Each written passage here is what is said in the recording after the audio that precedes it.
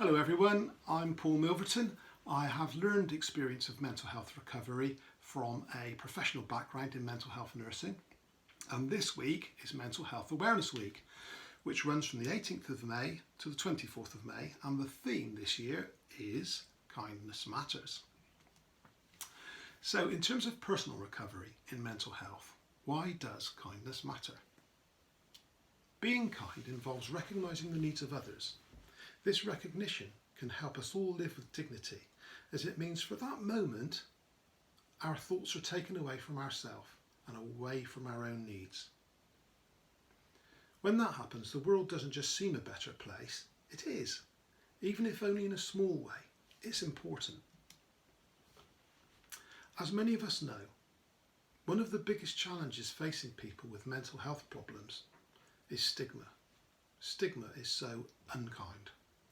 Stigma results from a set of unfair beliefs that are based on fear and misunderstanding, often making it seem as though mental illness is something to be ashamed of, a weakness, something that is a person's fault. This is damaging and it impedes so many people's recovery, keeping them stuck. Being kind and noticing when we are being kind, however, can work as an antidote to this negative self-identity that stigma can bring. The dignity that comes from being kind to others helps us tackle the impact of stigma. It sets an example to others and helps us form a much more positive identity of ourselves. Now, this is vitally important in terms of personal recovery, and it's represented in the acronym CHIME by the letter I. So to find out more about CHIME, look for the short video clips that are on our Facebook page. They're titled Chime with Annabelle, and please give us a like. When thinking about kindness, we need to consider compassion. Compassion is about tuning in to other people, their struggle, their needs, whether big or small. Compassion involves being receptive to other people's feelings, but you don't have to adopt those feelings as your own. Compassion doesn't require that. It doesn't require you to feel personally distressed or threatened or overwhelmed just because the person you are being kind to feels those things. Whilst cynics may dismiss compassion as being soft or irrational, scientists have studied the biological aspects of compassion. Many findings support Charles Darwin's theory that compassion has had an important part to play in our evolution as human beings. The instinct to care for our young and for one another has been vital for the very survival of the human race. Just think how amazing it is when, after having sat in congested traffic for 20 minutes or so, often with other drivers becoming impatient, competing for any space they can to move forward, the sound of an ambulance siren has the effect of seeming to magically create space where there wasn't any before, as drivers begin to cooperate with each other to make room for the ambulance to pass through. The feelings of frustration and hurry to not be late just dissipate as we begin to identify with another human being needing help.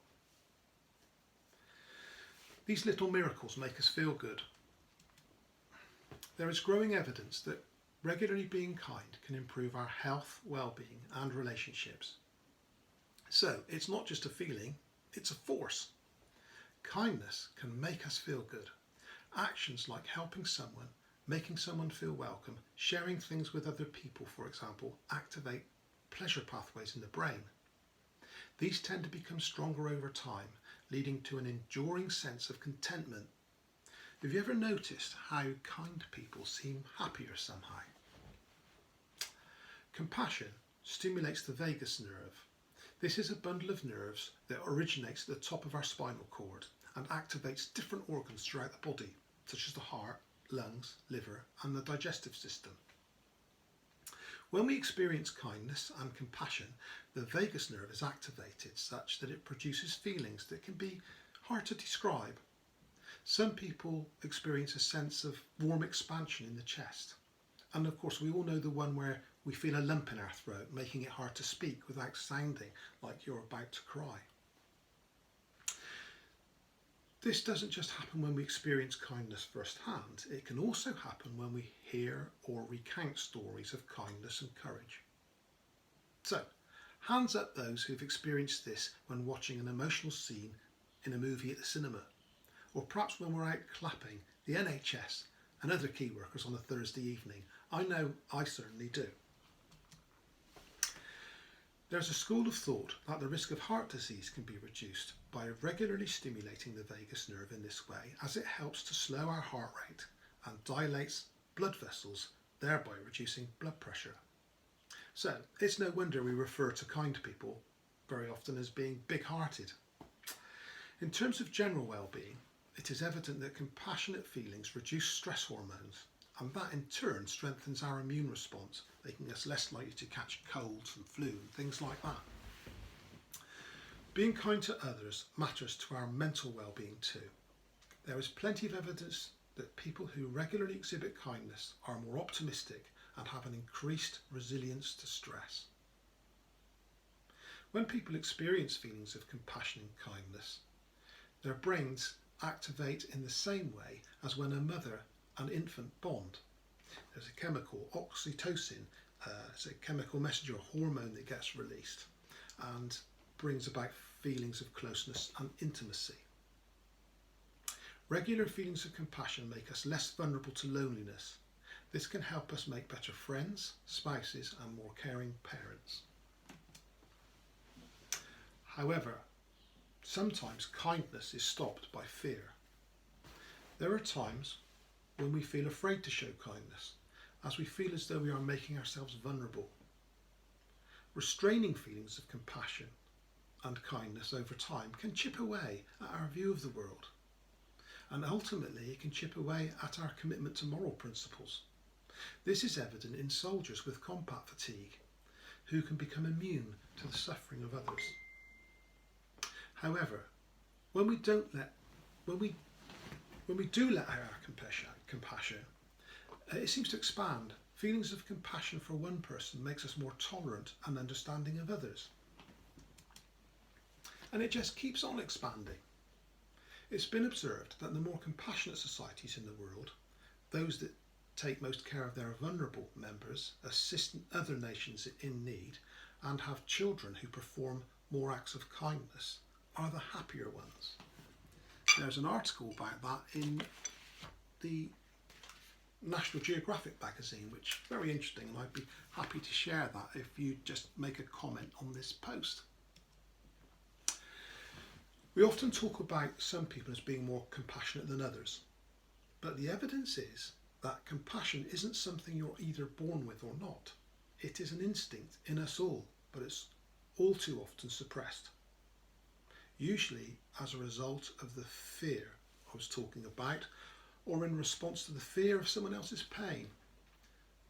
What if they're talking about happens to me, or how will I cope if I start talking to them about something uncomfortable? Will I know what to say? And that can be difficult. Kindness is something we can choose to nurture and strengthen in ourselves through awareness and practice in order to become less afraid. Here are some ways of doing that. Think about the people you turn to when you're distressed and recall times when you have felt comforted by them as a way of raising your awareness to the power of compassion. Make a decision to be kind to other people. Maybe somebody who you'd seen as an enemy. Now there's a challenge. You could try that and see how that feels. You can experiment with taking a compassionate view on things. For example, when reading or hearing the news, look for images or profiles or specific individuals and trying to imagine what they have experienced, what their needs are, how things are for them. You can make a point of noticing moments when you've been kind, when even for a short period you feel connected with others and how that feels. It can be very powerful if you tune into it. So, it's time for me to bring this to an end, but just wanted to leave you with this thought. Kindness really is an awesome force. So, goodbye. Thanks for joining me on this webinar, watching this video, Log in around the same time tomorrow. I think Wednesday we've got Tim Yandel, who will be leading another short video or webinar on kindness. And meanwhile, may the force be with you.